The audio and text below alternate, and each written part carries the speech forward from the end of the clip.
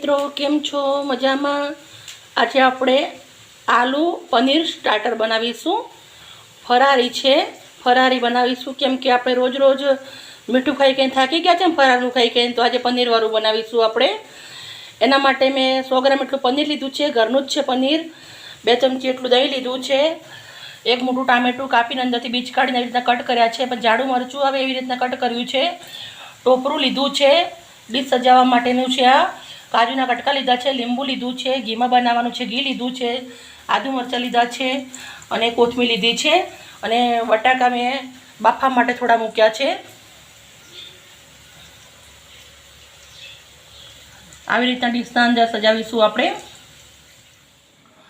Starter બનાવવા માટે પનીર અને બટાકાનું બનાવવાનું છે, એટલે આપણે આવી રીતના બટાકું પહેલાં કટ કરી અને મેં બાફી લીધું છે ગરમ પાણીના અંદર. જોઈ શકો છો આસાનથી પાકી જાય છે. સૌથી પહેલાં દહીં લેવાનું છે.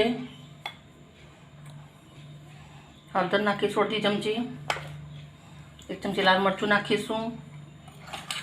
ધાણા જીરું નાખીશું. સીધા મીઠું નાખીશું 1 ચમચી. અડધી ચમચી કારા મરી પાવડર નાખીશું. અડધી ચમચી જીરા પાવડર નાખીશું. મિક્સ કરી લઈશું સરસ.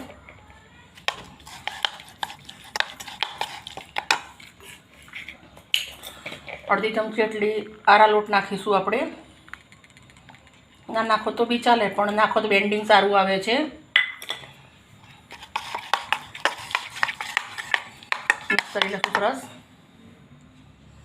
જોઈ શકો છો સરસ મજાનું મિક્સ કરી લીધું છે મેં. હવે આપણે પનીર અને બટાકા નાખીશું. મરચાં ટામેટાં નાખીશું. મિક્સ કરી લઈશું સરસ હાથથી. એકદમ ધીમા હાથથી કરી લઈશું સરસ.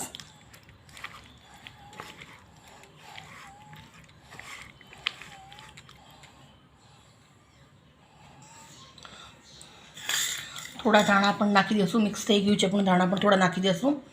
એને પણ સરસ મિક્સ કરી લઈશું હાથથી. સરસ મિક્સ થઈ ગયું છે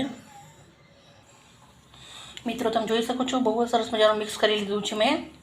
ઘી ગરમ મૂકી દીધું છે. આપણે ઘીમાં બનાવવાનું છે.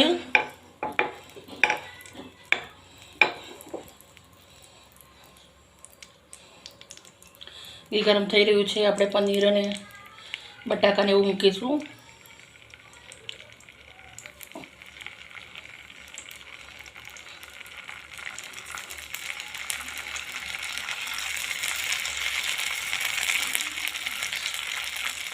મિત્રો, તમે જોઈ શકો છો મેં આવી રીતના ગોઠવી દીધું છે અંદર ઘીના અંદર. આપણે શેકવાના છે અને સરસ મજાના.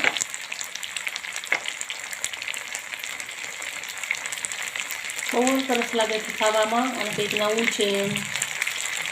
તમે પણ બનાવશો, મજા આવી જશે તમને પણ. સરસ મજાના ચડી રહ્યા છે. આપણે ધીમે ધીમે ઉલટાવવાના છે અને કરવાના છે અલગ અલગ.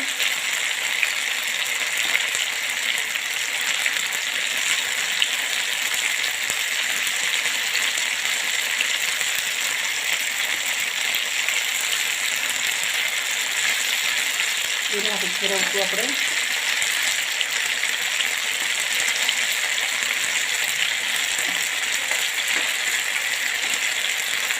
પનીર ચોપ હોય છે એટલે જલ્દી તૂટી જાય છે.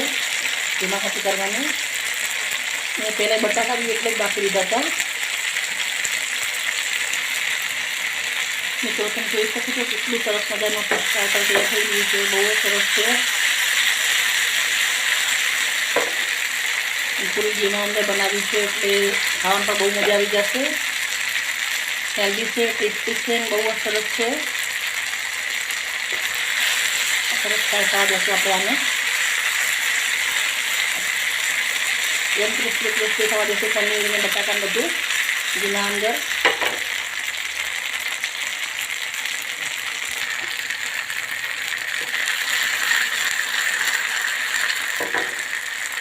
આજે માતાજીનો છેલ્લો દિવસ હતો. મને કંઈક એવું થયું કે કંઈક નવું બનાવવું, આજે બધાથી અલગ બનાવવું, કંઈક સારું બનાવવું એમ. તો ઘરમાં તાજું પનીર બનાવ્યું તો મને વિચાર આવ્યો કે આવું બનાવી દઉં એમ. તો ખરેખર સુગંધ પણ બહુ જ સરસ આવે છે, ખાવામાં પણ બહુ જ ટેસ્ટી હશે. તમે તમારા ઘરે જરૂરથી બનાવજો મિત્રો, તમને ખરેખર બહુ જ મજા આવશે. અને એકવાર બનાવશો ખાવાની તો કોઈ પણ ઉપવાસ બનાવો તમે આવી રીતના જ બનાવશો પછી તમે એમ. સરસ થઈ ગયું છે. હવે આપણે ડીશ સજાવી દઈશું, ગેસ બંધ કરી દઈશું.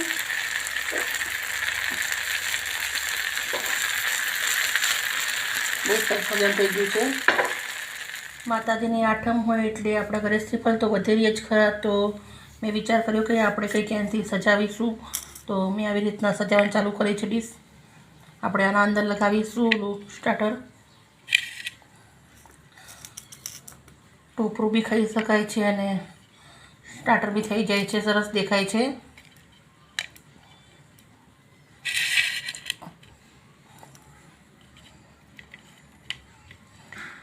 જેટલું સજેલું તૈયાર સરસ હોય એટલું ખાવાનું વધારે ગમે છે આપણને.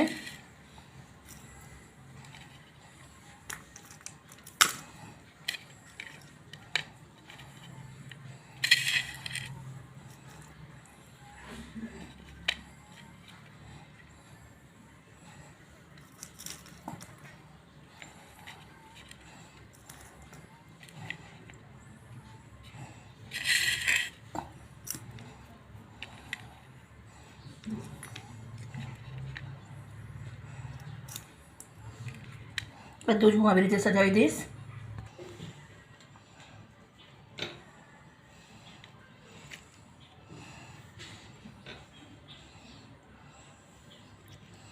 આપણે આવી રીતે સજાવીશું.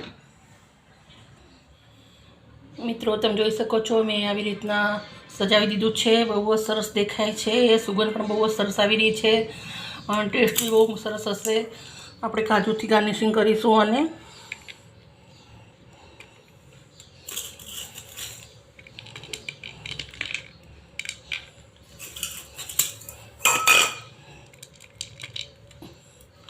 થોડી લીંબુ પણ રાખીશું. બહુ જ સરસ મજાની આપણી ડીશ તૈયાર થઈ ગઈ છે. મિત્રો તમે જોઈ શકો છો ટેસ્ટ પણ બહુ જ સરસ છે. એકવાર તમે જરૂરથી મેં ઘરે બનાવજો. મિત્રો તમને મારા વિડીયો ગમતા હોય તો મને લાઇક અને સબસ્ક્રાઈબ કરજો, જેથી કરીને તમારા માટે હું રોજ નવું લઈને આવું. ઓકે મિત્રો, બાય મિત્રો.